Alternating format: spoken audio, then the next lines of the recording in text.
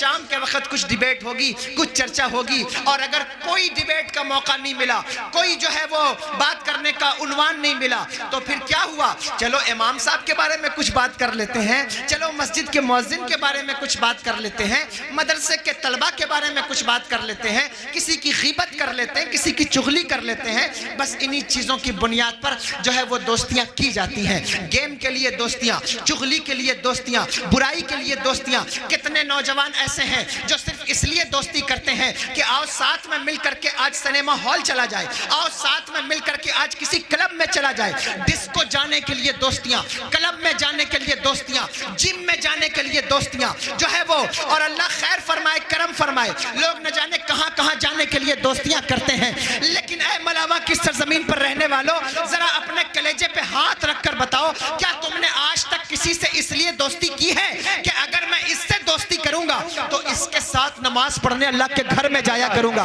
کیا کبھی تم نے کسی سے اس لیے دوستی کی ہے کہ اس سے دوستی کروں گا تو یہ مجھے قرآن کا تھوڑا بہت علم سکھا دے گا؟ کیا تم نے کبھی کسی سے اس لیے دوستی کی ہے کہ اگر اس سے دوستی کروں گا تو یہ میرے دلوں میں بزرگوں کی محبت، میرے دل میں بزرگوں کی محبت ڈال دے گا؟ کیا تم نے کبھی کسی سے اس لیے دوستی کی ہے کہ اس سے دوستی کروں گا تو میں برائیوں سے رک جاؤں گا اور عبادتوں کی طرف پیش قدمی کرنے لگوں گا؟ اگر تم نے ان بنیادوں پر دوستیاں نہیں کی ہیں تو یاد رکھو قرآن کی یہ آیت تمہارے ہی لیے ہے۔ الاخلاء یومئذ بعضهم لبعض عدو الا المتقین۔ قیامت کے دن ایک دوسرے کے گاڑھے دوست دوسروں کے دشمن بن جائیں گے، دوسروں کے دشمن ایک دوستوں کے دشمن بن جائیں گے۔ کیوں دشمن بن جائیں گے؟ کس وجہ سے دشمن بن جائیں گے؟ اس آیت کی آپ کنز الایمان پڑھیے۔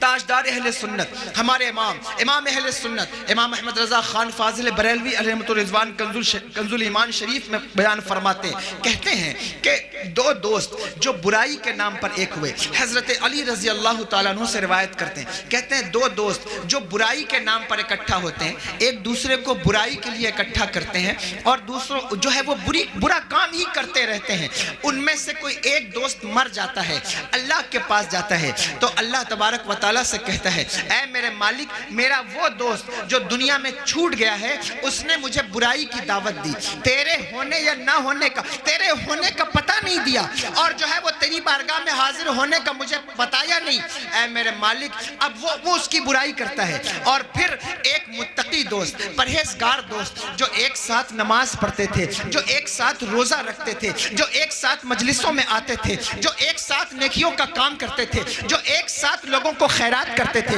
جو ایک ساتھ لوگوں کی عیادت کے لیے جاتے تھے، جو ایک ساتھ کسی بیمار کی مصیبت کو دور کرتے تھے، جو ایک ساتھ مل کر کے بیواؤں کا سہارا بنے، وہ دوست جو ایک ساتھ مل کر کے غریبوں کا سہارا بنے، وہ دوست جو سراپا نفع تھے، لوگوں کو نفع پہنچاتے تھے، ان میں سے ایک دوست مر جاتا ہے، اللہ کی بارگاہ میں حاضر ہوتا ہے، کیا کہتا ہے؟ اے میرے مالک، وہ میرا دوست جو ساری زندگی مجھے بھلائی کی دعوت دیتا رہا، ساری زندگی مجھے بھلائیوں کا کہتا رہا، اے میرے مالک میں تو چلا آیا لیکن وہ دوست پیچھے رہ گیا ہے، اے میرے اللہ میرے بعد اسے ہدایت دینا، اسے گمراہی پر نہ لانا، اسے گمراہی سے بچانا۔ اور پھر وہ بھی مرتا ہے تو اللہ کی بارگاہ میں یہ دونوں دوست جمع ہوتے ہیں اور اللہ ایک دوسرے کو تعریف کا حکم دیتا ہے۔ آپ سوچیں اور غور کریں کہ دوستیاں کیوں کی جاتی ہیں اور کس بنیاد پر کی جاتی ہیں۔